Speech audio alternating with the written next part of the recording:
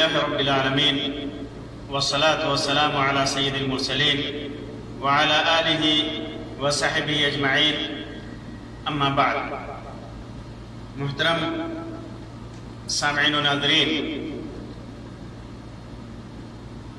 ابو ہریرہ رضی اللہ تعالیٰ عنہ کی ایک روایت ہے جس کے اندر جسے علامہ البانی وغیرہ نے حسن قرار دیا ہے. اس کے مختلف الفاظ ہیں. بعض الفاظ کو امام ترمذی نے اور امام ابن ماجہ نے اور امام احمد وغیرہ نے ذکر کیا ہے. فرماتے ہیں کہ اللہ کے رسول صلی اللہ علیہ وسلم نے ارشاد فرمایا: اتق المحارم تکن اعبد الناس.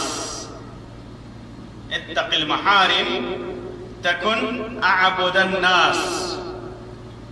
حرام چیزوں سے بچو، حرام چیزوں سے بچو، حرام کام سے بچو، لوگوں میں سب سے زیادہ عبادت گزار بن جاؤ گے. یعنی حرام چیزوں کو چھوڑنے سے آدمی عبادت گزار بن جائے گا، وہ بھی بڑا والا عابد بن جائے گا. اور دوسری روایت کے الفاظ ہیں: کن وارعا تکن عابدا من عابد الناس. کن وارعا، ورع کا مطلب بھی ہوتا ہے یہی گناہوں سے بچو، معاصی سے پرہیز کرو، تو لوگوں میں سب سے زیادہ عبادت گزار بن جاؤ گے. اس روایت کے اندر اللہ کے رسول صلی اللہ علیہ وسلم نے اس بات کی وضاحت کی ہے کہ اگر گناہوں سے بچو گے، محارم سے بچو گے، تو عبادت گزار بن جاؤ گے. صرف عبادت کرنا ہی عبادت نہیں ہے. آدمی نماز پڑھ لیا، روزہ رکھ لیا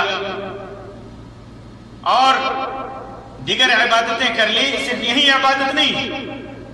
عبادت یہ بھی ہے کہ جو چیزیں اللہ تبارک و تعالی نے حرام قرار دیا ہے، جن چیزوں کے قریب جانے کو حرام قرار دیا ہے، ان چیزوں سے بچنا، ان چیزوں سے قریب جانے سے بچنا، یہ بھی عبادت ہے. عبادت میں دونوں چیزیں داخل ہیں. فعل المأمورات، یعنی جس چیز کا حکم دیا گیا اس کا کرنا، یہ بھی عبادت ہے. وترک المنہیات، ترک المنہیات، جن چیزوں سے روکا گیا ہے ان چیزوں سے رک جانا، یہ دونوں عبادت میں داخل ہے. تو اس وجہ سے اگر آدمی، اس روایت میں یہ بھی اس بات کا بھی پتہ چلا کہ جن چیزوں کے کرنے کا حکم اللہ تبارک و تعالی نے دیا ہے ان چیزوں کو کیا جائے، ان چیزوں کو کیا جائے، اور جن چیزوں کو چھوڑنے کا حکم دیا ہے، جن چیزوں کو حرام قرار دیا ہے، ان چیزوں سے رک جایا جائے. دونوں چیزیں ہیں.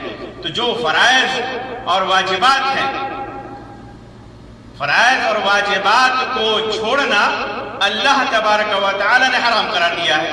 جیسے نماز ہے، اس کا چھوڑنا حرام ہے، حرام ہے. تو اتق المحارم، حرام کام کرنے سے بچو. تو جو نماز چھوڑتا ہے، روزہ چھوڑتا ہے، حج چھوڑتا ہے، زکوٰۃ چھوڑتا ہے، تو یہ چیزیں چھوڑنے سے، ان چیزوں کا چھوڑنا حرام ہے. تو حرام کے قریب نہیں جانا ہے. تو جب آدمی فرائض کو ادا کرے گا حرام سے بچ کر کے، یعنی فرائض کو چھوڑنا حرام ہے اور اس سے آدمی بچا، تو وہ عبادت گزار ہوگا. آپ دیکھیں گے بہت سارے لوگ فرائض کو چھوڑتے ہیں اور نوافل کا اہتمام کرتے ہیں، ایسی عبادتوں کا اہتمام کرتے ہیں جو فرائض کے مقابلے میں اتنا ضروری نہیں ہے، اتنا ضروری نہیں ہے. اور بعض عبادتیں تو لوگ ایسی کرتے ہیں جو حرام ہے، جو حرام ہے فرائض کو چھوڑ کر کے. آپ دیکھیں گے کہ بہت سارے لوگ نماز نہیں پڑھتے، فرض نماز نہیں پڑھتے، 5 وقتہ نماز نہیں پڑھتے، اور 27ویں رات کی نماز کا اہتمام کرتے ہیں، اور باقی ایام میں جیسے شب برات کے نام پر نمازوں کا اہتمام کرتے ہیں، فرائض سے ان کا دور دور تک تعلق نہیں۔ تو جو آدمی ایسا کرتا ہے وہ عبادت گزار نہیں ہے، وہ گنہگار ہے۔ آپ دیکھیں گے بہت سارے لوگ فرض کا اہتمام نہیں کریں گے، فجر چھوٹ گئی، عشاء چھوٹ جائے، کوئی فرق نہیں پڑتا، لیکن عید کی نماز کے لیے ضرور حاضری دیں گے، ضرور حاضری دیں گے۔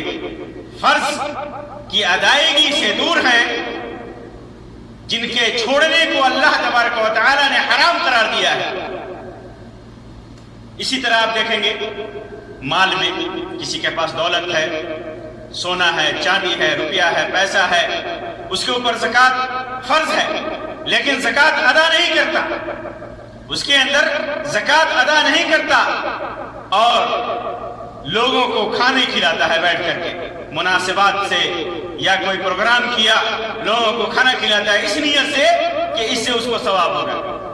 جو جس چیز کو چھوڑنے سے اللہ تبارک و تعالی نے منع فرمایا، زکوٰۃ کی ادائیگی کو ترک کرنے سے منع فرمایا، انسان وہی کر رہا۔ تو جو آدمی اس چیز کو چھوڑ دے، جس چیز سے اللہ تبارک و تعالی نے منع کیا ہے، زکوٰۃ چھوڑنے سے منع کیا ہے، زکوٰۃ چھوڑنے کو چھوڑ دے اور زکوٰۃ ادا کرے، تو وہی انسان اعبد الناس ہوتا ہے، سب سے زیادہ، سب سے بڑا عبادت گزار ہوتا ہے۔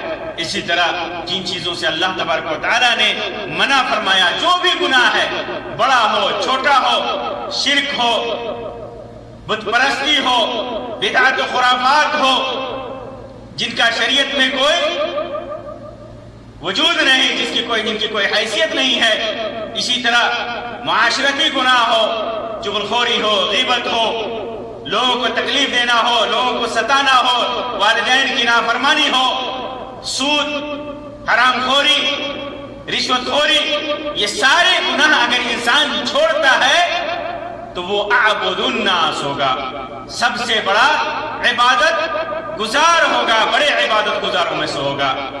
تو یہاں پر اس بات کا بھی پتہ چلا کہ انسان کے اوپر ضروری ہے کہ انسان اپنے دین کو جانے، اپنی شریعت کو سمجھے، شریعت کو سمجھنے کی کوشش کرے، جس کے اندر فرائض ہیں، کون سی چیزیں کرنی ہیں، کن چیزوں سے رکنا ہے، کون سی چیزیں کرنے سے کامیابی ہوگی، کون سی چیزیں چھوڑنے سے کامیابی ہوگی، عبادتیں کیا ہیں، نوافل اور فرائض کیا ہیں، کون سی چیزیں حرام ہیں، یہ ساری چیزیں انسان جانے گا۔ اس کا جاننا، ان کا جاننا اس کے اوپر فرض ہے، اس کے اوپر واجب ہے، اور یہی علم شرعی ہے، یہی علم شرعی ہے جو ہر انسان کے اوپر فرض ہے۔ اللہ تبارک و تعالیٰ سے دعا ہے کہ اللہ تبارک و تعالیٰ ہمیں مأمورات، جن چیزوں کا اس نے حکم دیا ہے، اسے صحیح طریقے سے کتاب و سنت کے مطابق ادا کر کے، اور جن چیزوں سے روکا ہے ان چیزوں سے پرہیز کر کے کرنے کی توفیق عطا فرمائے، اور ہمیں اعبد الناس میں شامل کرے، ایسے لوگوں میں شامل کرے جو اللہ تبارک و تعالیٰ کی فرائض کو ادا کر کے اور منہیات کو چھوڑ کر کے بڑے عبادت گزار بنتے ہیں۔ اللہ تبارک و تعالیٰ ہمیں اس کی توفیق دے۔ آمین یا رب العالمین، وآخر دعوانا ان الحمدللہ رب العالمین، وصلی اللہ علی خیر خلقہ وسلم، والسلام علیکم ورحمۃ اللہ وبرکاتہ۔